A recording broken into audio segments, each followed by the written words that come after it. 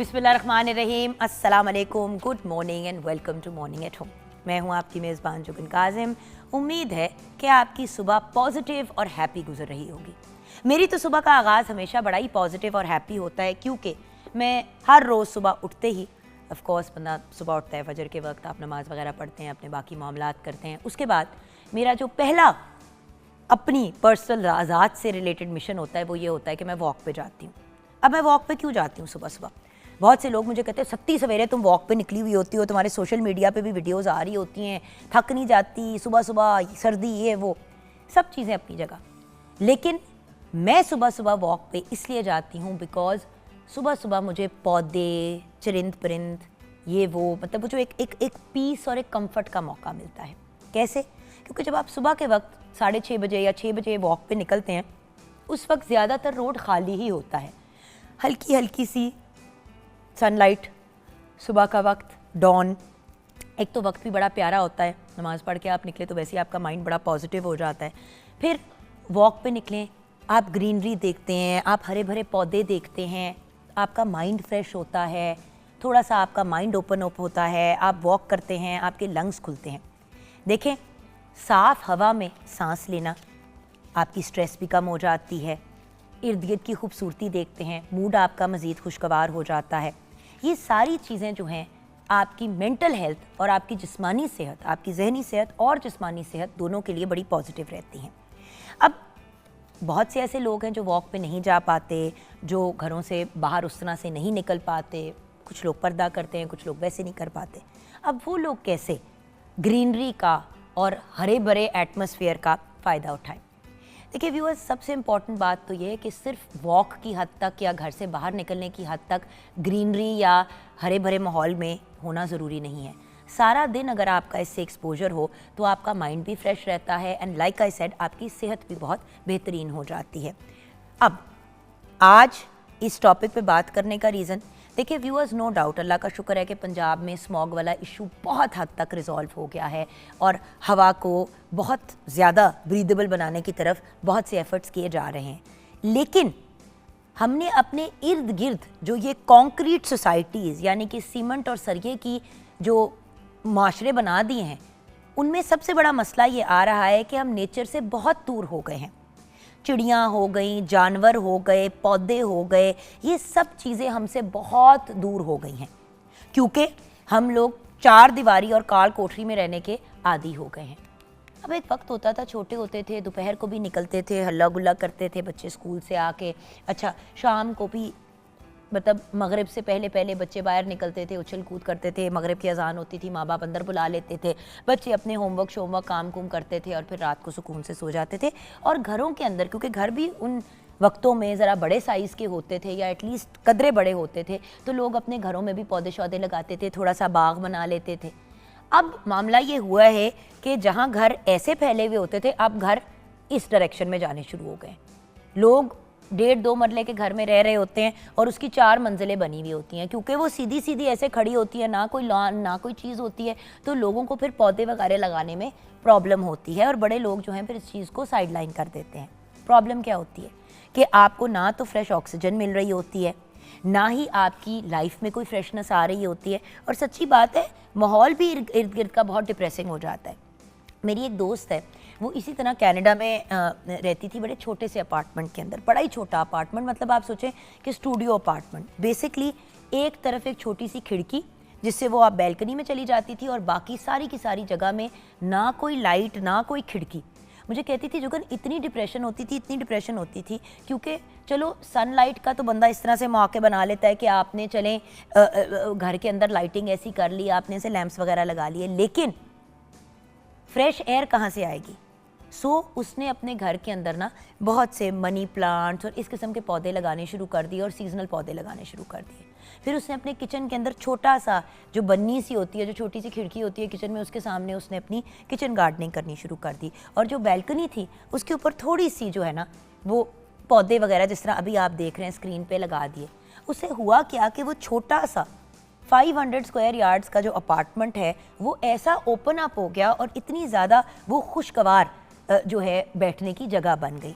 Viewers देखें, कुछ फ़ायदे अपने घर के अंदर पौधे लगाने के मैं ज़रूर आपके साथ शेयर करना चाहूँगी, जिसमें किचन गार्डनिंग आ जाती है। ज़रूरी नहीं है कि आपका कोई बागीचा ही हो या लॉन ही हो। मेरे घर में भी अगर आप देखें तो लॉन में तो जो लगा हुआ है सो लगा हुआ है घर के अंदर। डिफरेंट छोटे छोटे पॉट्स, बॉटल्स, ग्लासेस वगैरह, शीशों की अगर बोतलों की शीशों की बोतलें जहाँ पे मिलती हैं यूज़ हुई भी, अगर वहाँ पे आप जाएं तो आप बहुत सी बॉटल्स बड़े सस्ते अमाउंट में उठा के ला सकते हैं और उनके ऊपर से स्टिकर वगैरह, लेबल वगैरह उतार दें, उसको पानी में थोड़ी देर सोक करें और उसके अंदर आप मनी प्लांट के बहुत से पौधे लगा सकते हैं। फ़ायदे क्या होंगे? मनी प्लांट हो गया, स्पाइडर प्लांट हो गया, ये वाले जो पौधे हैं ये बहुत ज़्यादा आपकी हवा की आलूदगी को कम करते हैं। तो पौधे कार्बन डाइऑक्साइड को अब्जॉर्ब कर लेते हैं, ऑक्सीजन रिलीज़ करते हैं, तो इसका आपको फ़ायदा। फिर आपकी स्ट्रेस कम होती है क्योंकि ग्रीनरी देखने से आपकी टेंशन और एंग्जाइटी में भी कमी होती है। फिर खूबसूरती बढ़ाने में पौधे बहुत फ़ायदा देते हैं। जो इतने महंगे महंगे हम डेकोरेशन पीसेस लेने की कोशिश करते हैं, क्या उससे 1000 गुना बेहतर नहीं है कि आप फ्रेश प्लांट्स लगाएं? डाइनिंग टेबल पे कोई डेकोरेशन की चीज़ रखने के बजाय आपने कोई फ्रेश पौधा रख दिया और डेली आपने उस पौधे को पानी भी दिया। फिर सेहत बेहतर करने का ये एक बेहतरीन तरीका है क्योंकि ऑक्सीजन और फ्रेश एनवायरनमेंट से आपकी सेहत बहुत ज़्यादा इंप्रूव करती है। फिर ह्यूमिडिटी को मेंटेन करने के लिए हम लोग इतना टाइम घरों के अंदर गुजारते हैं व्यूअर्स, वो जो हम टाइम अंदर गुजारते हैं हमारी, और फिर आप हीटर्स भी ऑन करते हैं, एयरसीज भी ऑन करते हैं, वेरियस डिफरेंट किस्म की चीज़ें यूज़ करते हैं अपनी इर्द गिर्द की हवा को ठंडा या गर्म करने के लिए, उससे आपकी हवा के अंदर नमी बड़ी कम हो जाती है, ह्यूमिडिटी बड़ी कम हो जाती है। तो पौधे, अंदर के पौधे जो हैं वो आपकी हवा के मॉइस्चर को यानी कि नमी को मेंटेन करने में बड़ा फ़ायदा देते हैं। देन अगर खानों की और हर्ब्स की बात करें तो किचन गार्डनिंग से आप फ्रेश ताज़ा सब्जियां और हर्ब्स वगैरह, जैसे कि बहुत से लोग न्याज़बो, जिसको हम तुलसी भी कहते हैं, बैज़ल बहुत से लोग अपने घरों में लगा लेते हैं, पुदीना, धनिया आप घर के अंदर लगा सकते हैं, हरी मिर्चें आप लोग लगा सकते हैं छोटे छोटे पॉट्स के अंदर, नींबू लगा सकते हैं, प्याज, टमाटर वगैरह ग्रो बैग्स के अंदर लगाए जा सकते हैं। तो आप, और बाय द वे अब तो इतनी अमेजिंग चीज़ें आ गई हैं कि आपके लिए ज़रूरी भी नहीं है कि आपके पास ज़मीन का टुकड़ा ही हो। आप इतने बड़े बड़े ग्रो बैग्स मिलते हैं, उनके अंदर मिट्टी भर के आप आलू उगा सकते हैं, 1000 चीज़ें आप उगा सकते हैं। देन इन्वायरमेंट प्रोटेक्ट करने का एक बेहतरीन तरीका है, पौधे सॉइल इरोजन और पोल्यूशन को सॉइल के अंदर यानी कि मिट्टी के अंदर कम करते हैं। फिर इकोनॉमिकल और ईजी, देखिए बेहतरीन और सस्ता नुस्खा है अपनी इन्वायरमेंट को भी साफ़ करने का और अपने आप को बहुत सी फाइनेंशियल बेनिफिट्स भी देने का। देन सदका जारिया, जो पौधे लगाए जाएं उसका सवाब लगातार आपको मिलता है, स्पेशली अगर आप दरख्त वगैरह लगाते हैं, जो उस दरख्त से फल खाएगा उसका अलहदा आपको सवाब, जो उसके साए में बैठ के थोड़ा सुकून लेगा उसका अलहदा आपको फ़ायदा। सो व्यूअर्स, एक बात ज़रूर कहना चाहूँगी कि कई लोग पौधे लगाते तो हैं लेकिन उनकी फिर देखभाल नहीं करते। सो आप ये सारी बातें सुन लें लेकिन फिर पौधों की देखभाल ना करें, उनकी केयर ना करें, तो व्यूअर्स ये भी फिर ज़्यादती के ज़ुमरे में बात आ जाती है। तो सिर्फ पौधे लगाने काफ़ी नहीं है, उनको लगा के उनकी केयर भी करनी है क्योंकि वो जानदार चीज़ हैं। ये एक बड़ी इंपॉर्टेंट चीज़ है जो लोग रियलाइज़ नहीं करते। लोग जैसे घर में कोई डिनर है, गेट टुगेदर है, तो बहुत से उस चीज़ के लिए, मैंने एक अपनी जानने वालों की शादी अटेंड की, उन्होंने ना अपने लॉन में बड़े ही खूबसूरत किस्म के फूल और पौधे वगैरह लगवाए। बेटी की शादी थी, उससे कोई 2 हफ्ते पहले। अच्छा, जब तक शादी का टाइम आया तो वो बड़े अच्छे खिले हुए, खूबसूरत ये वो। 3 महीने बाद उनको विज़िट करने के लिए गई तो ऐसा लगा कि जैसे किसी खंडर में वॉक इन कर रही हूँ। मैंने कहा ये क्या हुआ है? कहती है बस यार वो उन दिनों में बहुत माली शाली ये वो रखा हुआ था, ये खुद मेंटेन करने की कोशिश की, कभी पानी डालना भूल जाते थे, कभी कुछ, तो बिल्कुल ही बर्बादी। और कहती है देखो जुगन नुकसान कितना हुआ। अच्छा, वो पौधे जो उन्होंने लगाए, सारा कुछ लगाया, अब उनको मेंटेन नहीं किया। तो व्यूअर्स, औखी औखी चीज़ों की तरफ मत जाएं, वो वाले पौधे और वो वाली चीज़ें लगाएं जो आपको बेसिकली हैंडल करने भी आते हैं और जो आपकी इन्वायरमेंट के लिए भी ठीक है। फिर एक और इम्पॉर्टेंट चीज़ कि जब आप पौधे वगैरह लगाते हैं तो ये चीज़ ज़रूर मद्देनज़र रखें कि क्या वो पौधे उस सीज़न के हैं और क्या वो पौधे आपके लिए जेन्युइनली बेनिफिशियल होंगे, क्योंकि कुछ पौधे और कुछ दरख्त ऐसे होते हैं कि हम उनको लगा तो देते हैं लेकिन ये नहीं रियलाइज़ करते कि जैसे कि वो सॉइल में से पानी बहुत ज़्यादा ले लेते हैं या न्यूट्रिएंट्स बहुत ले लेते हैं। जैसे यूकलिप्टस, जिसको सफ़ेदे का पौधा आप कहते हैं, उसके फ़ायदे तो हैं लेकिन हमारी जैसी इन्वायरमेंट में उसका नुकसान ज़्यादा है। सो वो वाले दरख्त, वो वाले पौधे, वो वाली चीज़ें लगाने की तरफ जाएं जो आपके एरिया के हैं और जो उस इलाके में अच्छे ग्रो भी करते हैं और जो फिर आपको उसका मज़ीद फ़ायदा भी देंगे। खैर, इस टॉपिक पे तो हम बातचीत करते रहेंगे। हमारा पॉइंट सिर्फ इतना है कि होम गार्डनिंग की तरफ हर बंदे को जाना चाहिए। और व्यूअर्स, इतनी रिलैक्सिंग एक्टिविटी है, एक दफ़ा आप इस काम में पड़ गए ना, तो आपका उस पर अगर हाथ चल गया, और वो कहते हैं ना कि जिन लोगों का ग्रीन थंब होता है वो तो इतने ईजी रहते हैं, क्योंकि आपको पता है कितने लोग कोविड के दौरान होम गार्डनिंग की तरफ गए, उन्होंने अपने किचन के अंदर गार्डन्स बनाने शुरू कर दिए, अपनी बैल्कनीज़ के ऊपर बनाने शुरू कर दिए। क्यों? क्योंकि इवन पार्क्स में उस ज़माने में एक पॉइंट पे जाना मना हो गया था कि जी पार्क्स में भी आप नहीं जा सकते। तो लोगों ने फिर किस तरह अपने आप को तरोताज़ा रखा, अपने माइंड को फ्रेश किया। आज आप देखें इतने लोगों के घरों में होम गार्डन्स हैं, किचन गार्डन्स हैं। होम गार्डन से मुराद ये कि घर के अंदर के गार्डन, किचन गार्डन से मुराद किचन के अंदर आपने चीज़ें या किचन में यूज़ होने वाली चीज़ें आपने लगाई। और यही काम आप अपनी छतों पे देखें। कुछ नहीं है तो छत तो होती है ना, छत नहीं है तो आपकी कोई खिड़की तो होती है, खिड़की के ऊपर सिल तो होती है, उस सिल के ऊपर छोटे छोटे पौधे तो लगाए जा सकते हैं। व्यूअर्स, अल्टीमेटली मेरा पॉइंट ये है कि गवर्नमेंट, इर्द गिर्द के लोग, कॉर्पोरेट सेक्टर सब अपना अपना रोल अदा कर रहे हैं। हम लोग कब अपना रोल अदा करेंगे?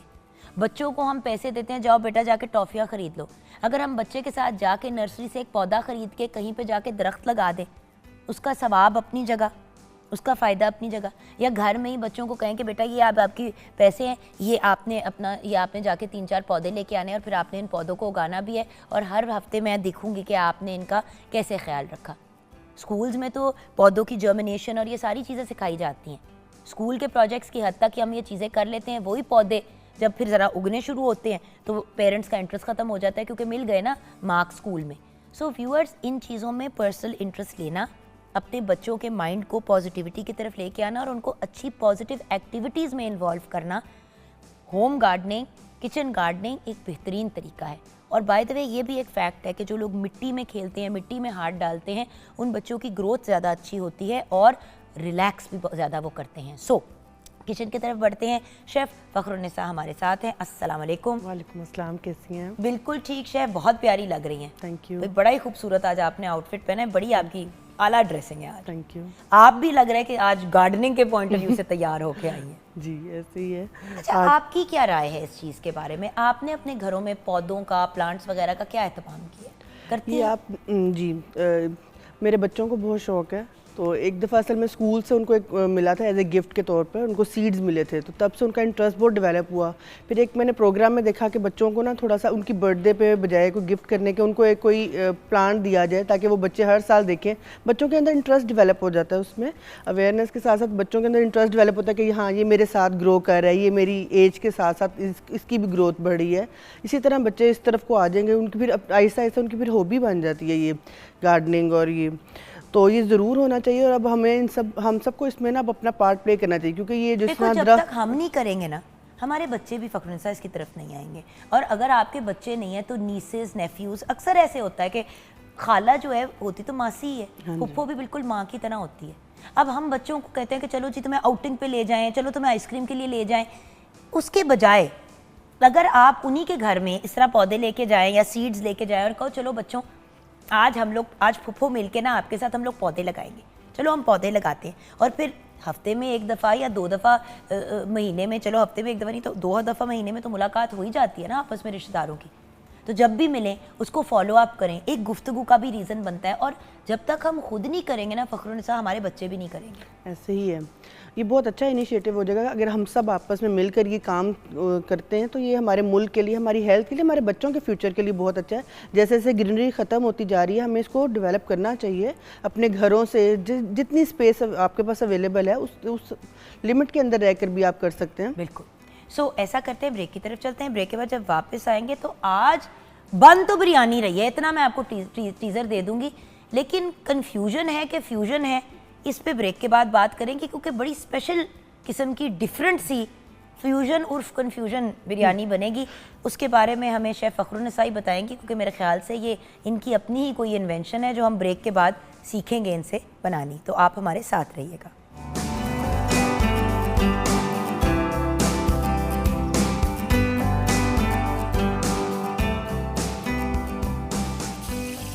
Welcome back from the break viewers. हमने अपनी सिजलिंग शुरू कर दी है, लेकिन ये सिजलिंग है तेल और अदरक लहसुन की, फ्रेश अदरक लहसुन की पेस्ट। ये मैं क्यों कर रही हूँ? ये हम बिरयानी का मसाला कोरमा सा नहीं, बना रहे हैं। बिरयानी का कोरमा तो बना रहे हैं, लेकिन ये जो आपने बिरयानी का नाम है, ज़रा बताएं ना मेरे व्यूअर्स को, ताकि वो आपकी तबीयत खुद सेट करें। थोड़ा सा बच्चे जो ज़्यादा स्पाइसी नहीं खाते, तो हमने इसको फ्यूजन कर दिया, ताकि चाइनीज़ के साथ जो थोड़ी सी उसमें सॉसेस के साथ एडिशन करके थोड़ा फ्यूजन बनाया है। अच्छा, तो ताकि- हम चाइनीज़ जी चिकन बिरयानी बना रहे हैं जी, आज। ऐसे ही है। आप इसको बीफ या मटन में भी बना सकते हैं, और by the way fish biryani भी बना सकते हैं, लेकिन फ़र्क सिर्फ इसमें ये होगा कि अगर आपने फ़िश या प्रॉन्स, जिस तरह कराची में आपको पता है अक्सर जो है स्पेशली सर्दियों में फ़िश के साथ बहुत चीज़ें बनाई जाती हैं, तो अगर आपने फ़िश बिरयानी भी बनानी है रोहू के साथ, हाँ जी। तो वो भी आप बना सकते हैं, हाँ जी, ऐसे ही है। लेकिन उसमें आपने ओवर कुक नहीं करनी मछली को लास्ट क्योंकि में वरना वो करके। या तो टूट जाएगी या वो अजीब सी हो जाएगी। हाँ जी, तो ये जो हम बना रहे हैं, इसमें बाकी दूसरी बिरयानी की बनस्पत डिफरेंट क्या है? इसमें थोड़ा सा स्पाइस लेवल ज़रा कम है, ताकि बच्चे और बड़े सभी वैसे शौक से खाएंगे और बहुत मज़ेदार बनेगी। थोड़ा सा फ्यूजन है, थोड़ी देसी बिरयानी का है, थोड़ा सा चाइनीज सॉसेस अच्छा, के साथ मुझे हमने प्याज इसका नहीं fusion नज़र कर आ रहे। दिया। इसमें प्याज नहीं डाल रही। अच्छा, ये मैंने थोड़ी देर कुक करना है, हाँ जी, इसको उसके थोड़ी बाद cook इसमें करके डालूंगी ना, इसमें हम चिकन डाल देंगे। इसमें चिकन डाल देंगे। असल में व्यूअर्स, थोड़ा सा अगर अदरक लहसुन को आप कुक कर लेते हैं ना, तो हल्का सा उसका मज़े का टोस्टेड फ्लेवर आ जाता है। हम क्या करते हैं, अदरक लहसुन को ना हमेशा साथ ही डाल देते हैं, जैसे अगर प्याज ब्राउन हुए तो अदरक लहसुन डाला, ऊपर से आपने मीट डाल दिया, 2 लम्हे के लिए कुक करेंगे तो उससे फ्लेवर बड़ा मज़े का आता है। इसकी स्मेल भी बहुत अच्छी है। अब ये इसमें देखें ना, add बहुत है। कच्चापन इसका निकल गया। जी, ऐसे अभी ही। अब उसकी एक मखसूस स्मेल होती है। अब हम इसमें चिकन डालेंगे, हाँ जी, ताकि चिकन की भी स्मेल इसकी वजह से जो है रिड्यूस निकल हो जाएगी। जाएगी। बिल्कुल, क्योंकि चिकन का भी पानी निकलता है ना, तो फिर वो भुनाई उस तरह से नहीं होती। तो आप अगर हमारे व्यूअर्स के साथ इंग्रेडिएंट शेयर कर लें और फिर तरीके की तरफ चलते हैं, मैं तब तक ये अपनी भुनाई करती हूँ। हम बना रहे हैं चाइनीज़ चिकन वेजिटेबल बिरयानी। इसके लिए हमने चावल लिए हैं 1 किलो, उसको बॉईल कर लिया है सॉल्ट के साथ, और उसके बाद अब हम उसका जो कोरमा और जो उसका वो मीट का जो बना रहे हैं ग्रेवी, उसके लिए हम ऑयल ले रहे हैं 8 खाने के चम्मच, अदरक लहसुन का पेस्ट है 2 खाने के चम्मच, मुर्गी का जो गोश्त है वो बोनलेस लिया है, थाई मीट मैं यूज़ कर रही हूँ। आप चाहें तो आप इसको ब्रेस्ट फिले के साथ भी बना सकते हैं। तो वो हमने लिया है 1 किलो, टमाटर की प्यूरी ली है, 3 अदद टमाटर को प्यूरी बना ली है उसकी। चिकन क्यूब इसमें डाल रहे हैं टेस्ट के लिए 2 अदद, नमक इसमें आप अपने जायके के मुताबिक डाल मतलब लें। प्योर यखनी डाल दे तो मच बेटर। जी, ऐसे ही। बट वही वाली चीज़ है ना, हम तो क्विक रेसिपीज़ की recipe। कोशिश करते हैं, बट अगर आप फ्रेश यखनी डाल दें तो बेहतरीन है। और सबसे अच्छी बात इसकी है कि देखिए, गाजर भी है, मटर भी है, शिमला मिर्च भी है, बंद गोभी भी है। आप देखें कि हम वेजिटेबल्स कितनी इसमें डाल रहे हैं, टमाटर भी प्यूरेट इसमें जा रहा है, अदरक लहसुन भी डाल रहे हैं। देखिए वेजिटेबल्स की कितनी मिकदार इसमें जा रही है। सो ये एक बड़ी इंपॉर्टेंट चीज़ है। हेल्दी लिविंग की बात करें, आप देखें ग्रीन चीज़ें, पौधे हमारे खाने की और हमारी ज़िंदगी की हर चीज़ का हिस्सा है, और हम कितना लाइटली लेते हैं इनको, और ये नहीं अंडरस्टैंड करते हैं कि जो हम एनवायरनमेंट के साथ बर्बादी फेर रहे हैं ना फ़खरुन्निसा, एक वक्त आएगा कि हम लोग तरसेंगे फ्रेश टमाटर, फ्रेश गाजर को। ऐसे ही है। तो उस वक्त से पहले ही अगर हम एहतियात कर लें और चीज़ों को अच्छे तरीके से स्टोर manage- बोर्ड की बजाने की बजाय फ्रेश चीज़ों को हमें यूज़ करना चाहिए अपनी ज़िंदगी में। बच्चों के लिए, हमारी हेल्थ के लिए बहुत अच्छा है ये। बिल्कुल। अब So, हम आप बता रही थी, सॉरी मैं अपनी, आपको पता ना हर 2 मिनट के बाद कमेटी के पौधे लगाए, पौधे लगाए, पौधे लगाए। असल में जान, मसला पता है क्या है, अपनी ज़ात तो अपनी जगह, लेकिन हमारे बच्चे हैं, हमारे बच्चों के आगे बच्चे, अगली जनरेशन्स के लिए हम पीछे क्या छोड़ के जा रहे हैं। आज बहुत सी ऐसी चीज़ें हैं व्यूअर्स जो पहले के वक्तों में होती थी, अब अवेलेबल ही नहीं है, अब मिलती नहीं है। ऐसे जानवर हैं जो एक्सटिंक्ट हो चुके हाँ हैं। जी। एक वक्त में डोडो बर्ड हुआ करती थी, मैमथ हुआ करते थे, ये जानवर ही एक्सटिंक्ट हो गए वक्त के साथ। उसी तरह पौधे, चरिंद परिंद, इतनी चीज़ें एक्सटिंक्ट होती जा रही हैं क्योंकि वो अब इस दुनिया में रह ही नहीं सकती, आलूदगी की वजह से, उनके खाने पीने, क्योंकि हमने उनके नेचुरल हैबिटेट डिस्ट्रॉय कर दिए हैं। और व्यूअर्स, जैसे उनके डिस्ट्रॉय किए हैं, अपने भी डिस्ट्रॉय किए हैं। अब तो हमारे दुनिया में कितनी जगहें ऐसी आ गई हैं जहाँ पे आप रह ही नहीं सकते, वो रहने के काबिल ही नहीं जगह है। ये अस्थमा, ये बीमारियाँ कितनी ज़्यादा बढ़ गई हैं जो हम कभी सुनते थे। आप देखें, मुझे कभी दमा नहीं था, मुझे बचपन में दमा नहीं था। पिछले 5-6 सालों में मुझे एलर्जिक एस्थमा डेवलप हुआ, जिसकी वजह से मुझे हर सर्दी में स्टेरॉइड भी लेने पड़ते हैं, इनहेलर भी लेना पड़ता है, नेबुलाइज भी दिन में 3 दफ़ा हो रही होती हूँ। आजकल भी मेरा यही मामला चल रहा है। क्यों? मेरी क्या गलती थी? हमारे आबा अजदाद ने जो चीज़ें की, आज मैं उसको भुगत रही हूँ। आज हम जो करेंगे हमारे बच्चे भुगतेंगे। हम अपनी नेचुरल से ना बहुत पीछे चलते जा रहे हैं, अब हमें इस तरफ को जाना चाहिए। हम तो, आप ये देखें, अभी हम बिरयानी की बात करें, अभी हम ये रेसिपी बना रहे हैं, ये विद इन 15-20 मिनट्स हमारा काम मुक जाएगा, लेकिन हम 45 मिनट किसी भी फूड कुक वाली ऐप पे ऑर्डर कर देंगे खाना, लेकिन घर पे नहीं बनाएंगे। सोचने की बात है व्यूअर्स, जितनी देर में खाना आप ऑर्डर करके आपके पास डिलीवरी पहुंचती है, 40-45 मिनट तो कहीं नहीं गए, घंटा भी लग जाता है, उतनी देर में आप घर पे खाना रेडी कर सकते हैं। हम तो खाने में भी नेचुरल चीज़ें नहीं लेते हैं, क्योंकि मार्केट में आपको कितनी केमिकल बेस्ड चीज़ मिल रही है, आपको क्या पता। ऐसे ही है, और इस तरफ को अब हमें जो है ना अपना कर लेना चाहिए। अब हमें अब जैसे अगर आप जैसी शेफ का अपनी बिजनेस है, राइट, अगर आपकी अपनी होम बिजनेस है, आप जैसे बंदे से मैं 100 दफ़ा ऑर्डर करूंगी, मुझे पता है कि फखरुन्निसा घर पे बना रही है, मुझे पता है कि वो क्या कर रही है। लेकिन जिन लोगों से आप नॉर्मली ऑर्डर कर रहे थे, आपको क्या पता कि उन्होंने फ्रोजन फ्रीजर्स के अंदर चीज़ें रखी हुई हैं, उसको डिफ्रॉस्ट करके आपको 6 हफ्ते पुराना, 8 हफ्ते पुराना खाना दे रहे हैं, महीनों पुराना, क्या पता। ऐसे ही है, क्योंकि उन लोगों ने तो सेव करके रखना है ना कि किसी भी टाइम ऑर्डर आ जाएगा, तो वो तो पता नहीं कितने कितने महीने बनाकर फ्रीज कर रख देते हैं। पुरानी चीज़ कितनी को पुरानी पड़ी हुई है, नहीं मतलब कुछ और क्या क्या कुछ यूज़ किया हमें कुछ पता नहीं, स्टोर बोर्ड चीज़ें यूज़ की गई हैं कि क्या किया गया। बिल्कुल। अच्छा, यहाँ पे अब हम क्या करेंगे नेक्स्ट? अब इसके जब ये चिकन हो गया तो अब हम इसमें ये टमाटर की प्यूरी डाल देते हैं। ये हो गया? हाँ जी, ये हो गया। अच्छा, इसको हमने इसके साथ ही ताकि इसकी अभी ब्राउन ब्राउन वाला मसला नहीं है, ये वो वाली बिरयानी नहीं है, ताकि रिड्यूस हो जाएगा और वो अच्छे से ताकि, क्योंकि टमाटर का ना कच्चापन होता है, वो जब तक खत्म नहीं होता तो उसका वो फ्लेवर नहीं आता। इसमें हम थोड़े से स्पाइसेस भी साथ ही डाल देते हैं। बिल्कुल बिल्कुल। ये जो क्रश चिली है वो डाली है और थोड़ी। अच्छा, अगर बच्चे हैं और नहीं खाते तो ये वाला स्टेप स्किप कर दें, सिर्फ धड़ा मिर्च स्किप कर दें।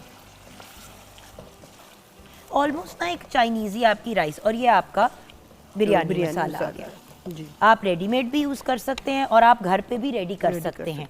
अगेन वो बात जो हमने बड़ी दफ़ा अपने प्रोग्राम पे कही है कि ये मसाला जात ना अगर आप घर पे खुद बना लिया करें ना, बेस्ट है। इसका अरोमा बहुत ज़बरदस्त होता है स्टोर बोर्ड की बजाय। जब आप घर पर उसको फ्रेशली आप जब ग्राइंड करते हैं तो उसमें बहुत, उसको रोस्ट करके जब ग्राइंड करते हैं उसका तो जायका ही और हो जाता है। बिल्कुल। और बात ये कि आपको पता है आपने उसमें क्या डाला है। जैसे कि मुझे अक्सर स्टोर बॉट का सबसे बड़ा प्रॉब्लम ही होता है, गरम मसाला इतना डला हुआ होता है, फखरुन्निसा इतना डला हुआ होता है कि 1 चम्मच भी आप डालें बिरयानी मसाले का तो लगता है आधा चम्मच तो उसके अंदर शायद गरम मसाला था, और इतनी जलन होती है कि तबीयत खराब होती है।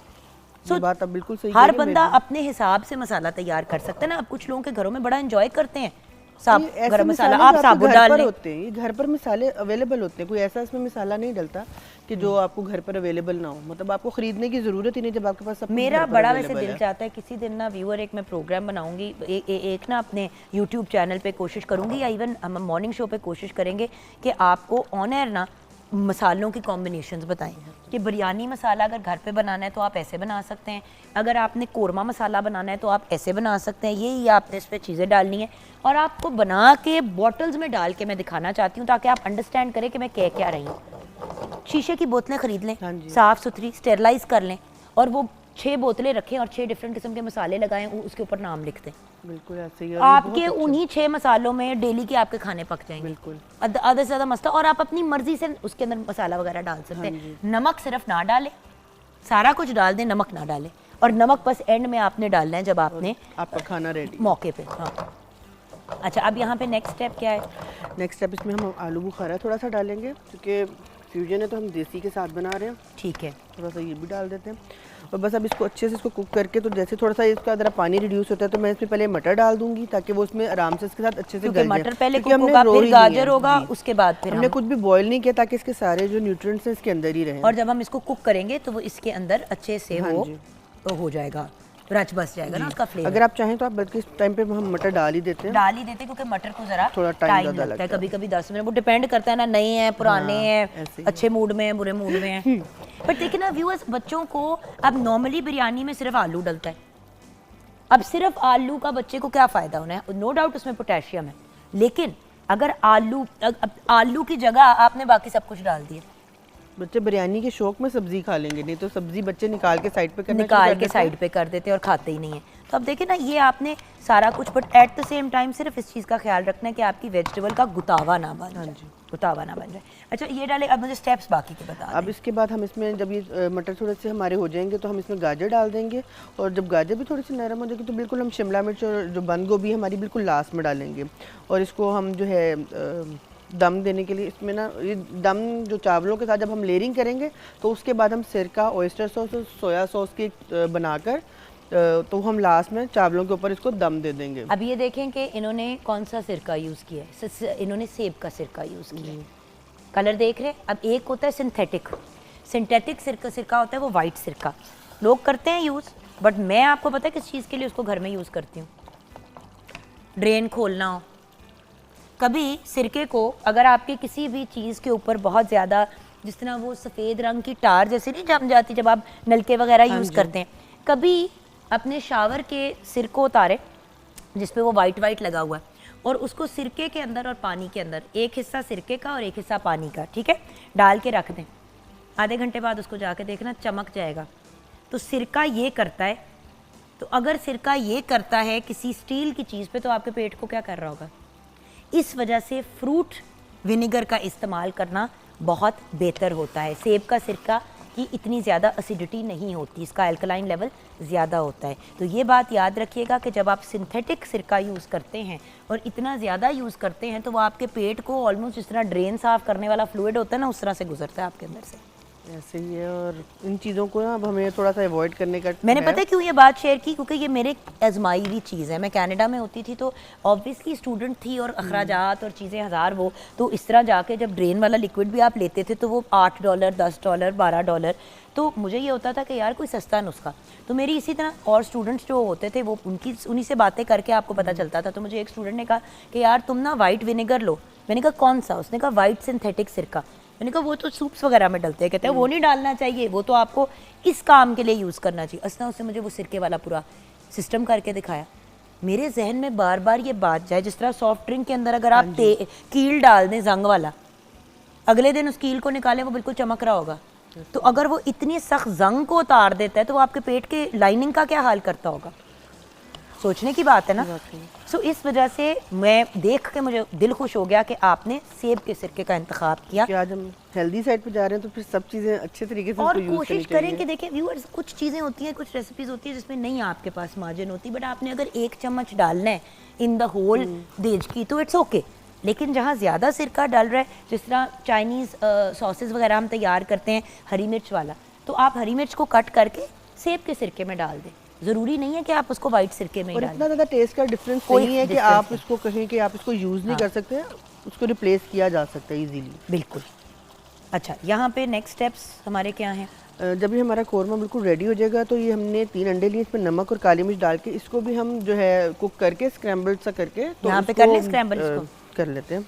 हम यहीं पे स्क्रैम्बल कर लेते हैं और फिर इसी के अंदर, क्योंकि हमने इसमें मैं थोड़ा सा नमक काली मिर्च डाल दूँ ताकि इसमें अच्छे से फ्लेवर आ जाए। ठीक है, ये भी एक इम्पॉर्टेंट चीज़ है कि हर स्टेज की लेयरिंग और फ्लेवरिंग बड़ी इंपॉर्टेंट होती है। यहाँ पे हम अपना ऑमलेट तैयार कर लेंगे और फिर उसी को, मतलब उसको हमने एंड में चावलों में टॉस करना है क्या? नहीं, इसको हम फ्यूजन बना रहे हैं तो ऊपर जैसे हम सिंपल बिरयानी के ऊपर जैसे प्याज और टमाटर की करते हैं लेयरिंग ऊपर टॉप पे, तो उस तरह हम ये स्क्रैम्बल्ड एग की करेंगे। बिल्कुल, मैं ये चाह रही हूँ कि आपको हम ये दिखाएं कि किस तरीके से बेहतरीन अंदाज में आप अपनी सारी चीज़ें जो हैं बड़े आसान अंदाज में, बड़े अच्छे अंदाज में रेडी कर सकते हैं साइमल्टेनियसली। अब जैसे कि हमने एग तैयार करके इसको भी साइड पे कर लिया, एक और हिस्सा हमारे काम का डन हो गया। अब उसके बाद आपने अपने अंडे शंडे की, आपने चावल डाले, कोरमा डाला, लेयरिंग की, दम में रखा और बिरयानी रेडी। मतलब इससे ज़्यादा क्या व्यूअर्स आसान और सिंपल आपको तरीका मिल सकता है चीज़ें रेडी करने का। मेरे तो ख्याल से नेक्स्ट वेजिटेबल्स की तरफ चले, क्योंकि गाजर को भी हमने 3-4 मिनट तो देने ही है। अच्छा, पानी स्टेज पे डालना है हमने, हम अगर ज़रूरत पड़ेगी तो हम साथ, क्योंकि हमने चिकन क्यूब भी तो डालनी है ना। जी। हाँ, तो मैं सोच रही हूँ अगर हम इसमें ये डाल के अपनी क्यूब भी डाल दें, क्या कहती हैं? ठीक है, ताकि मजीद उसमें फ्लेवर आ जाए। क्यूब इसी में जाएगा ना, चावलों में क्यूब इसी में जाएगा। क्यूब इसी में जाएगा, तो हम उसको थोड़ा सा डिज़ोल्व करने के पॉइंट ऑफ व्यू से यहाँ पे डाल देते हैं। सो व्यूअर्स, मैक्सिमम फ्लेवर आपके पास आ जाएगा।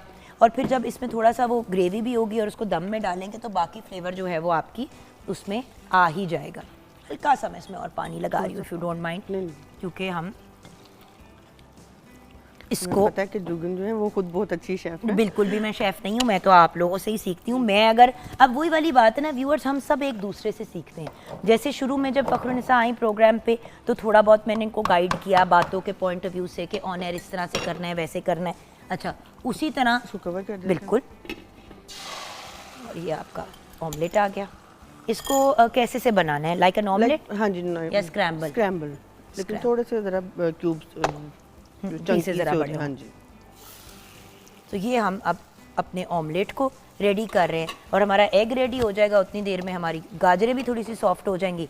उसके अंदर हम अपनी बाकी वेजिटेबल्स डाल के सारी चीज़ें कंबाइन करेंगे। विद इन 15 मिनट्स इसके बाद हम रेडी होंगे, राइट? जी ऐसे ही है। और जो कि ना आपने देखा है इसमें अंडे भी हैं, चिकन, वेजिटेबल्स, ये पूरा एक होल मील है जिसको आप आराम से इंजॉय कर सकते हैं। और इसमें इसके साथ आपको और किसी चीज़ की जरूरत नहीं। वैसे मैंने इसके साथ रायता एक सर्व किया है क्योंकि नॉर्मली हमारा एक जो है माइंड होता है कि इसके साथ बिरयानी के साथ लाजमी कोई रायता होना चाहिए। रायता बड़ा सिंपल सा भी है और येट उसमें थोड़ा सा, उसमें भी मैंने वेजिटेबल्स डाली हैं। उसमें बॉइल्ड जो है टोमेटोज़ हैं, सॉरी बॉइल्ड पोटैटोज़ हैं।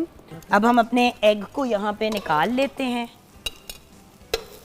और अब इसी पैन के अंदर हम अपनी बाकी की रेडी कर लेंगे चीज़ें, बल्कि हम अपने उसके चावलों की लेयरिंग की तरफ भी जा सकते हैं। बात ये कि व्यूअर्स, टाइम और मौके की बात होती है कि बंदा अपने आप को किस तरीके से ऑर्गेनाइज करके चलता है।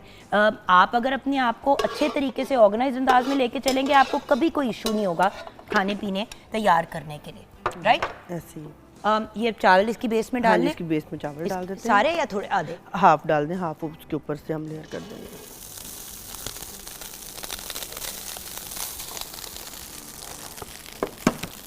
ये अब हमने चूल्हा बंद कर हाँ जी, दिया चूल्हा मैंने बंद और कर दिया ताकि क्योंकि थोड़े से हमारे राइस जो है वो वार्म हो जाएंगे इतनी देर में। और ये हमने एक इसकी लेयर बना दी राइस की। अब सेकंड लेयर कोरमे की आएगी और उसके ऊपर हमारे फिर राइस आ जाएंगे, right? With in 2 to 3 minute इंशाल्लाह हमारा कोरमा भी रेडी हो जाएगा और उसकी फिर लेयरिंग कर देंगे। ये जब तक चावलों के ऊपर मैं ये ढक्कन दे रही हूँ ताकि वो वार्म हो जाए और वो डलेगा एंड मैं good to go. I think हमारा कोरमा भी विद इन फ्यू मिनट्स तैयार हो जाएगा।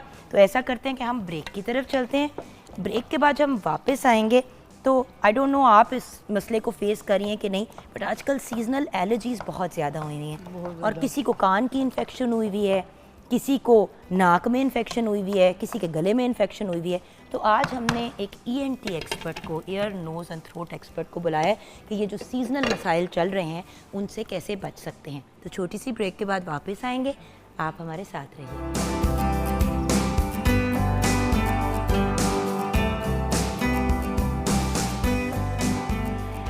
Welcome back from the break viewers. आजकल हर बंदा पिट रहा है, हाय गले में बड़ी दर्द है, हाय सांस नहीं आ रहा, हाय कान में इन्फेक्शन हो गई। तो हमने सोचा कि तीनों मामले हल करने के लिए एक बंदे की हमें ज़रूरत है, क्योंकि बार बार आप लोगों के मैसेजेस आ रहे हैं कि आप जी किसी डॉक्टर को बुलाएं, बार बार कान में मसला पड़ जाता है। So the point is, specially क्योंकि सीज़न ऐसा चल रहा है और सच पूछें तो पूरा साल ही अब ऐसा सीज़न चल रहा होता है कि कोई ना कोई मसला होता है, लेकिन हर सीज़न के अपने मसाइल और अपने तकाज़े होते हैं। जैसे कि सर्दियां हैं तो सर्दियों से रिलेटेड जो मामलात हैं उनसे रिलेटेड हम स्पेसिफिकली बात करेंगे। हमें आज गाइड करने के लिए हमारे mentor, consultant ENT, head neck and endoscopics sinus surgeon at Sheikh Zayed hospital Lahore, doctor Zia Kazi हमारे साथ हैं। भाई डॉक्टर साहब is not just a doctor, actually he is a celebrity doctor also. अस्सलाम वालेकुम डॉक्टर साहब। वालेकुम सलाम जी। आप तो इतने इन डिमांड है डॉक्टर साहब, आपको पकड़ना बड़ा मुश्किल काम है। Thank you so very much जी। सबसे पहले तो आपका और पाकिस्तान टेलीविज़न की पूरी टीम का बहुत शुक्रिया मुझे बुलाने का और मुझे ये मौका देने का कि मैं आप लोगों के पास आऊँ और कुछ इंपॉर्टेंट चीज़ों पे हम एक शॉर्ट सी और सिंपल डिस्कशन कर सकें ताकि लोगों को फ़ायदा भी हो जाए और कुछ ऐसी मिसकंसेप्शंस लोगों की ENT के मामलात के बारे में वो हम दूर कर सकें। अच्छा डॉक्टर साहब, सबसे पहले तो देखें, जब भी किसी को कोई मसला होता है सबसे पहले वो GP के पास जाने की कोशिश करते हैं, जनरल प्रैक्टिशनर के पास। मसला ये है कि पाकिस्तान में इस तरह से GPs हैं नहीं। GP बेसिकली वो डॉक्टर है जिसके पास आप इमरजेंसी में पहुंच जाते हैं, फिर वो आपको कहता है कि इस बंदे के पास जाएं या उस बंदे के पास जाएं। तो क्या बेहतर नहीं होगा कि लोगों को पहले ही पता हो कि उन्होंने किसके पास जाना है? तो ENT के पास किन लोगों को आना चाहिए, किन मसलों के लिए ENT सर्जन या ENT एक्सपर्ट या ENT कंसल्टेंट के पास, डॉक्टर मतलब के पास जाना चाहिए? किन बिल्कुल आपने सही कहा। आजकल वैसे भी मौसम सर्दियों का है और जब सर्दियां आती हैं तो ENT के मसाइल बहुत बढ़ जाते हैं। इससे पहले कि हम उस पर बात करें, थोड़ी सी बात हम समझ लेते हैं। ENT stands for ear nose throat, नाक कान गला। अब क्यों इस स्पेशलिटी को बाकी डॉक्टरों से अलग रखा गया और इसकी ट्रेनिंग अलग होती है? नाक कान और गला एक्चुअली नेचर का सिस्टम ये है कि they are all interrelated. अगर हम इसको कान देखें, इसको नाक देखें, गला देखें, they are all actually interrelated. So इन तीनों चीज़ों के मसाइल कभी कभी इंडिविजुअली भी होते हैं और अगर एक चीज़ यानी कि फॉर एग्जांपल नाक के मामले को अगर हम बहुत प्रोलॉन्ग लेके चलेंगे, ठीक नहीं करेंगे, तो it's going to affect the throat और वहीं से कान भी ख़राब होने के अब चांसेस होते जैसे हैं। व्यूअर्स साइनस, क्योंकि सर साइनस भी आपका एरिया ऑफ एक्सपर्टीज़ है, क्योंकि माशाल्लाह आप एंडोस्कोपिक साइनस सर्जन हैं। By the way viewers, endoscopically sinus की सर्जरीज बड़ी रेयरली पाकिस्तान में हो रही हैं। डॉक्टर साहब is one of those few people जो कर रहे हैं, क्योंकि आपको पता है एंडोस्कोपिक की तरफ आए हैं काफ़ी लोग, लेकिन ओल्ड स्कूल जो डॉक्टर्स हैं वो फिर भी अभी ज़रा अवॉइड करते हैं उसको। तो बड़ी हिम्मत वाला काम है और आई एम श्योर कि आप रोबोटिक की तरफ भी अनकरीब पहुंचने वाले हैं। डेफिनेटली। तो और साइनस क्योंकि सेंसिटिव एरिया है व्यूअर्स, और साइनस अब एक परफेक्ट एग्जांपल है जिसमें तीनों चीज़ें मुतासिर होती हैं। आपकी साइनस में ब्लॉकेज आ जाए या मसला पड़ जाए या वो इन्फ्लेम हो जाए, नाक भी बंद होता है, कान में भी वो अजीब बंद खुलने वाली फीलिंग होती है, और गले में भी अजीब सी वो नेजल ड्रिप होनी शुरू हो जाती है। राइट डॉक्टर साहब? बिल्कुल ऐसा ही है। जैसे कि आपने कहा, कुछ कभी कभी एक चीज़ होती है और वो तीनों जगहों को मुतासिर करती है, और कोई बंदा कान के डॉक्टर पे भाग रहा होता है, कोई बंदा कहता है कि भाई नाक के लिए किसके पास जाएं। तो ईएनटी के पास आपने जाना है अगर आपकी ईयर यानी कि कान, नाक यानी कि नोज़, और गला यानी कि थ्रोट से रिलेटेड मसला हो, जिसमें बिल्कुल ऐसे ही। टॉन्सिलाइटिस भी आ जाता है, आपके अगर वो पीछे एडनॉइड्स का मसला हो बच्चों का, उसके लिए, ये सारी चीज़ों के लिए ईएनटी के पास जाना है। बिल्कुल ऐसा ही है जी। अब डॉक्टर साहब वन बाय वन बात करते हैं। ई यानी कि ईयर, कान के आजकल कॉमन आप क्या प्रॉब्लम्स देख रहे हैं ज़्यादा? जी, इससे पहले कि कान पे हम शॉर्ट सी बात करें, एक चीज़ हमें दोबारा से समझने की ज़रूरत है। एक बहुत बड़ी मिसकंसेप्शन लोगों की ये है कि आम नज़ला ज़ुकाम भी साइनस का प्रॉब्लम है, और उसके लिए लोग जनरल प्रैक्टिशनर्स के पास जाते हैं, फिर वहाँ से कई दफ़ा मिसडायरेक्ट हो जाते हैं, लोगों को सर्जरीज एडवाइस की जाती हैं जो कि शायद उस वक्त उनको ज़रूरत नहीं होती। एक शॉर्ट सी चीज़ समझ लें कि नाक is this area, but then there are actual empty spaces आपके चेहरे में और स्कल में। जी खाली, जी exactly, those are called sinuses. और उन साइनस के अंदर जब भी इन्फेक्शन होगी तो उसको हम कहते हैं साइनसाइटिस। सो ये साइनसाइटिस हमेशा तब होता है जब प्राइमरी कॉज नाक से स्टार्ट होता है, most of the time.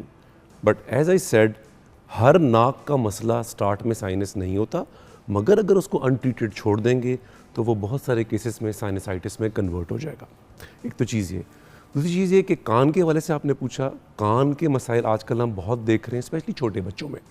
Doctor साहब, कानों के अंदर चीज़ें घुसा ली, पहले तो बचपन में ये होता था कि बच्चे कानों में चीज़ें घुसा लेते थे, अब तो माँ बाप खुद कानों में क्यूटिप डाल डाल के बच्चों की बर्बादी फेरते हैं। बिल्कुल ऐसा ही है। As a matter of fact, कल रात को ही एक बच्चा मेरे पास लेके आए, उसकी मदर ने हिस्ट्री दी कि ये अक्सर कान में कुछ ना कुछ डाल लेता है, और आई थिंक उसका वो कोई 4th या 5th विजिट था टू ENT डॉक्टर, कान में मुख्तलिफ चीज़ें डालने का। क्यूट। तो ये बच्चों के साथ चलता रहता है, बच्चे छोटे मासूम नाक में डाल लेते हैं। जी, नाक में डालते हैं। और अच्छा, मैंने एक दफ़ा बचपन में डॉक्टर साहब टिश्यू गोल कर करके इतना नाक में डाल दिया कि समझ ही ना आए, और इन्फेक्शन और तबीयत ख़राब, डॉक्टर पे लेके गए तो कोई 1 किलो टिश्यू नाक से निकला। और आज भी मेरा इस बात पे मजाक उड़ाया जाता है कि लोग टिश्यू से नाक साफ करते हैं, ये टिश्यू से अपनी नाक को ब्लॉक करती थी, मतलब, और सिर्फ राइट नॉस्ट्रल में। Okay, right. और उसको खींच के, पता नहीं क्यों, आज भी मैं सोचती हूँ कि क्या हरकत थी कि टिश्यू के ना इस तरह गोलियां बना के नोजी में डाल देती। बस वो बच्चों में टेंडेंसी होती है, और स्पेशली वो बच्चे जो आई गेस नाक से चूहा निकालने से बेहतर है कि नाक में टिश्यू डाल दे। अगर गलीज हरकत करनी है तो डाल ले, निकाल लेना, कुछ नहीं डालना नाक, कान और गले में, प्लीज। Thank you. और ये मोस्टली इंटेलिजेंट बच्चे होते हैं जो ये करते हैं। थैंक यू डॉक्टर साहब। मामा मैं इंटेलिजेंट थी, आपको समझ नहीं आई। जी डॉक्टर। अच्छा, कान के हवाले से बच्चों में ज़्यादा प्रॉब्लम बच्चों की बड़ों की बनिस्बत होते क्यों है, पहले तो ये समझ लेते हैं, और क्यों सर्दियों में ज़्यादा होते हैं। बच्चों का जो ओवरऑल एनाटमी है या जो स्ट्रक्चर्स हैं, वो बहुत छोटे छोटे माइनर होते हैं, नंबर 1। नंबर 2, वो अभी बढ़ रहे हैं, वो उनकी इम्यूनिटी अभी इतनी स्ट्रॉन्ग नहीं होती, उनका इम्यूनिटी सिस्टम अभी डेवलप कर रहा है। 2 चीज़ें। तीसरा, बच्चे डे केयर्स में जाते हैं, स्कूल्स में जाते हैं, और वहाँ से they have a tendency to catch infection from each other, जिसको प्रिवेंट नहीं किया जा सकता। अब एक कमरे में बहुत सारे छोटे बच्चों को रख दें और एक को भी अगर नज़ला ज़ुकाम मसला है तो वो बहुत आसानी से दूसरे को ट्रांसफ़र कर सकता है। तो इसलिए बच्चों में ये प्रॉब्लम ज़रा ज़्यादा होते हैं, और विंटर सीजन में क्योंकि वायरसेस थोड़ा ज़्यादा सर्वाइव करते हैं कोल्ड इन्वायरमेंट में, तो बच्चे बहुत जल्दी कैच करते हैं, नंबर 1। नंबर 2, एडल्ट्स के मुकाबले में बच्चों में जो चीज़ हम जल्दी देखते हैं, उनके कान, नाक और साइनस के बाद बहुत जल्दी इफेक्ट हो जाते हैं। और जैसे आपने फरमाया, कान के पीछे फ्लूइड डेवलप कर जाता है, उनको पेन होती है, पेन के बाद इन्फेक्शन डेवलप कर जाती है। तो इसको जल्दी आइडेंटिफाई करना और ट्रीट करना ज़रूरत है। डॉक्टर साहब, क्या इसमें कुछ अमल दखल माँ बाप के भी मामलात का होता है? मैं 2-3 चीज़ें आपकी तरफ पुट फॉरवर्ड करना चाहूँगी। एक, ये जो एक अमल है कान में तेल डालने का, ये एक बड़ी कॉमन चीज़ है कि सरसों का तेल कान में डाल दो गरम करके थोड़ा सा। एक तो ये, दूसरी बात ये कि आए हाय बच्चे का कान साफ़ करना है तो उसकी वजह से कॉटन बड का इस्तेमाल किया जाता है। वो जो लंबी सी स्टिक होती है व्यूअर्स, जिसके एंड पे रुई लगी होती है, जिसको अक्सर लोग कान में घुमा रहे होते हैं अपने भी Q-tips। और बच्चों को भी। हाँ, मैंने कहा वो just to give an explanation उस पॉइंट ऑफ व्यू से। तो बच्चे अब जैसे कि छोटे बच्चे हैं, उनके कान में चीज़ें डालना, पानी डालना, तेल डालना, तो इसके पॉइंट ऑफ व्यू से गाइडेंस थे। कान में कतरे बेजा डालना, ऑयल आई डालना। टोटली 100% एग्री विद यू जी। कान के अंदर अननेसेसरीली कोई भी चीज़ डालना बिल्कुल ज़्यादती है। और स्पेशली जैसे आपने कहा तेल डालना और तेल को गर्म करके डालना, और अभी तो आपने तेल गर्म तक ही आपने कहा, हम तो वो कुछ देखते हैं जो कि शायद मैं यहाँ टीवी पे बता भी नहीं सकता हूँ। People put so many things, so many odd things के आप इमेजिन भी नहीं कर सकते हैं। सो वो तेल की छोटी सी example just to carry on, तेल के अंदर फिर वो लहसुन भी डालते हैं, उसको गर्म करते हैं, फिर वो डाल देते हैं, फिर ये इतने ख़राब हो जाते हैं कान, and then they start looking for doctors. और उस वक्त तक शायद चीज़ें बहुत बिगड़ भी चुकी होती हैं। एक तो चीज़ ये, दूसरा कान में अल्लाह ने, नेचर ने सेल्फ क्लींजिंग सिस्टम रखा हुआ है। आप देखिए अल्लाह मियाँ ने इस तरह का सिस्टम बनाया है व्यूअर्स के हमारे कान ऐसे हैं, ऐसे नहीं है। अगर उसमें पानी डलना था और उसके अंदर पानी से सफाई होनी थी तो फिर उसका सिस्टम भी ऐसा होता। उसको जान के ऐसा बनाया है कि आप जब पानी की बाल्टी भी सर पे उड़ेलते हैं तो वो पानी बह जाता है, अंदर नहीं जाता, बड़ा कम होता है कि पानी। और अगर पानी जाता भी है कान में तो तब जाता है जब हम ऐसे करके शैम्पू करते हैं, ऐसे करते करते तो अंदर जाता है। वरना नेचुरल सिस्टम अल्लाह मियाँ ने खुद हमारे लिए प्रोटेक्शन बनाई हुई है। ये जो बाहर का हिस्सा है कि अंदर पानी ना घुसे, हम फिर जबरदस्ती डालते हैं तेल, पानी और सालन। तो हम तो लोगों से गुजारिश ही कर सकते हैं और समझाते भी हैं लोगों को डिफरेंट फोरम्स पे, अपने आउटडोर्स में, क्लिनिक्स में, मीटिंग्स में, कि प्लीज़ खुदारा कान के साथ छेड़ाछाड़ी ना करें।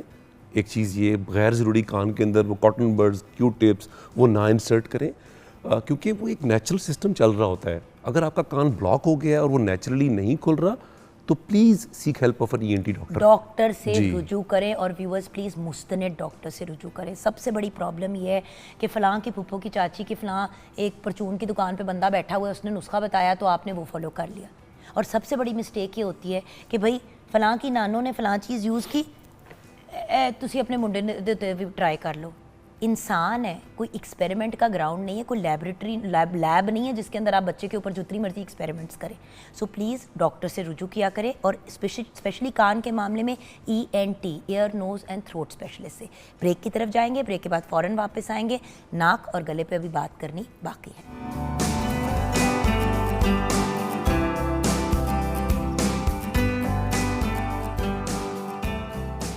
Welcome back from the break viewers. हमारे साथ the brilliant, internationally renowned, very famous and popular doctor Zia Kazi हैं हमारे साथ, consultant ENT, head, neck and endoscopic sinus surgeon at Sheikh Zayed hospital Lahore.